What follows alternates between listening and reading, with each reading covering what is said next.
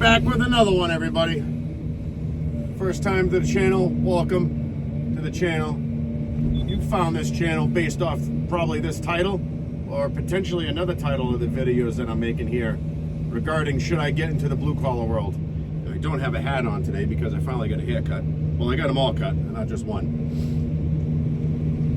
So again, this video is brought up by one of my subscribers in the comments section down below, which you guys, I'd love to hear comments on this one and maybe some upcoming videos you guys want me to touch on about getting into the blue collar industry, at least this side, construction. So I'm sure there's many others, but I'm just going to touch base on the stuff that I know about. So again, welcome. So this one's going to be talking about union dues. So it might be a touchy subject for some guys, especially the non-union guys out there. And I was a non-union guy, so I got like half and half, more non-union than union at this moment in my life.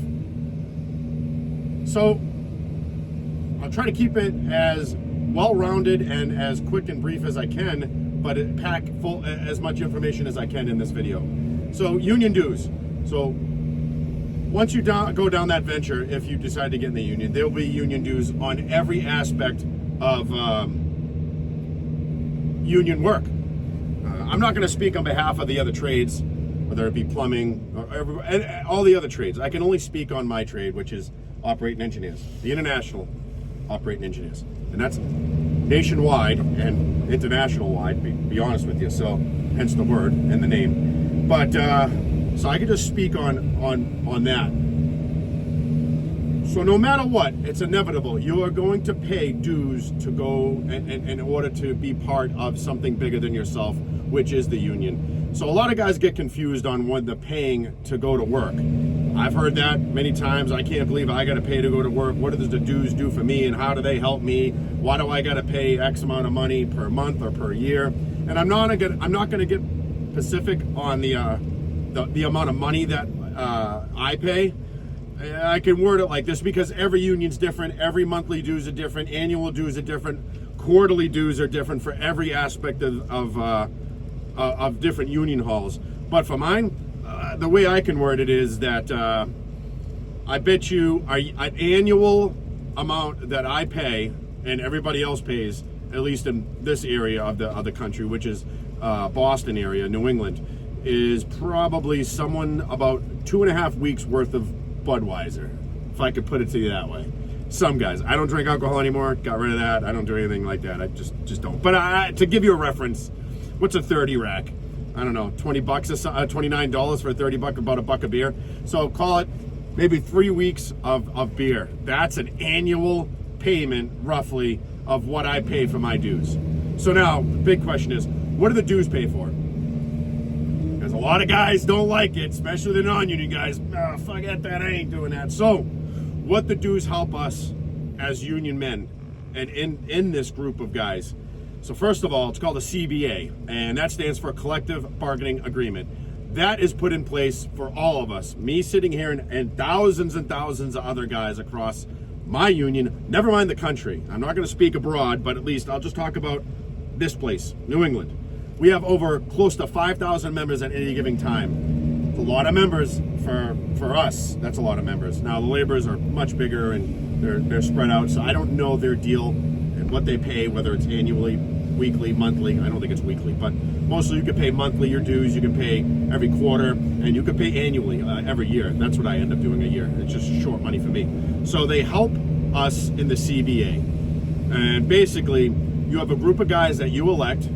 All of us elect to go forward to talk to the general contractors and the big general GCs around this area to fight for our pay, our benefits package, our 401k package, our pension package, health, dental, vision, and short-term medical leave, long-term medical leave, and everything else that goes into that. Those members go to bat for us to fight for our general rights and what we get to us for our benefits package. So paying dues helps a lot of that, and then also it helps retired members. So when you retire, we all have a pension and an annuity, which we contribute to, and companies contribute to, that we work for, and they put into this benefits package, which comes out of, not all of it, but a percentage comes out of paying your dues. Which, in order to pay your dues, there's no way around it. In order to get your card, in order to work on a job site, you have to have your dues in the positives. You cannot be in the rears, which that's a term that they use, on your dues payments, because you're not allowed. You won't be allowed to work on actually all job sites for that matter. So I don't call it a necessary evil. I call it a necessary circumstance that you have to be in the union. Listen to me.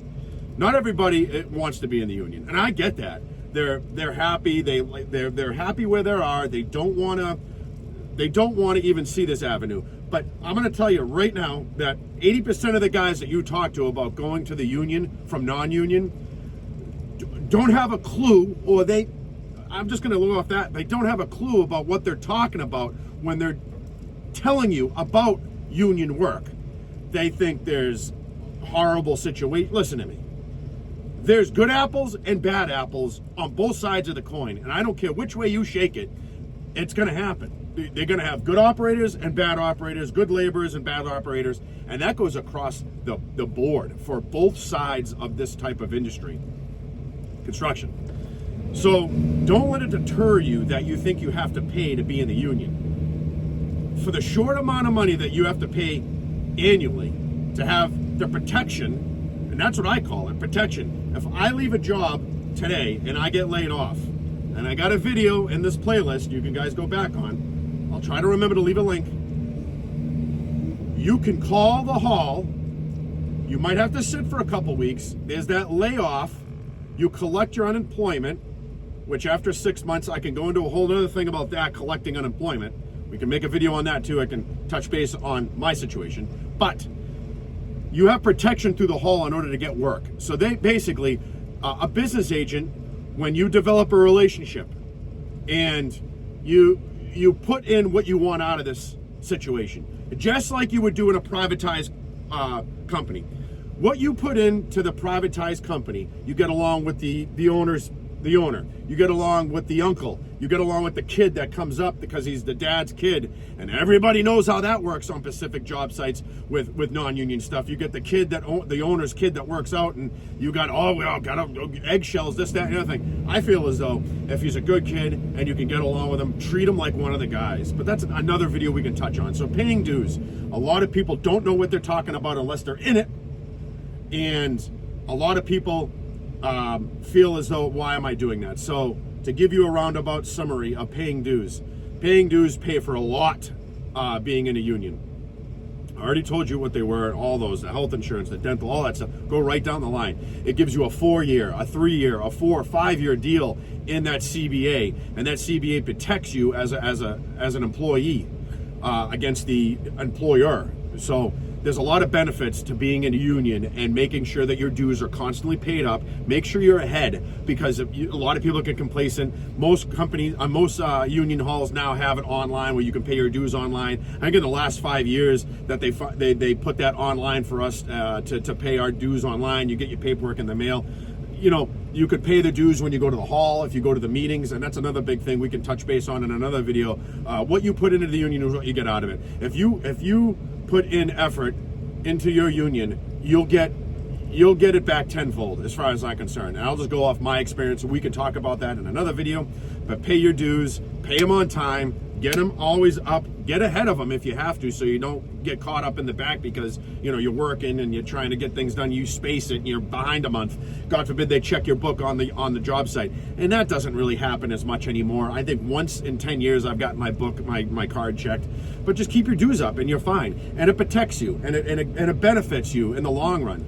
Again, I got 10 years, almost close to 10 years doing this union, so I'm trying to share this knowledge with you guys. Even if you're non-union and you're trying to get into this business, this video might not be for you, paying dues, but I got others, and I have many others that are going to come out that might relate to you even if you're non-union. So blue collar world, union side, paying dues, it's necessary. It's a positive outlook for everybody, and it helps everybody out in the long run, and it protects you as a worker. And that's all I got to say about that, I guess, guys. Leave a comment down below, please. Let me know if I did miss something. I'm sure I did. Maybe there's other people in the comment section that can help other guys out across the industry in a different and in different trades to help out the next guy. And please leave a comment what you guys want to see next talked about. You know, getting into this industry, especially for the younger guys, helping the other guys out. And maybe there's some knowledge, guys my age that might not know this knowledge, and just me being involved and getting through the process of you know, doing some things that can help those guys out too. So please leave a comment down below, like, share, comment, hit the bell, all that stuff, so you guys don't miss any videos coming up. And I'll see you guys on the next one. Stay dirty.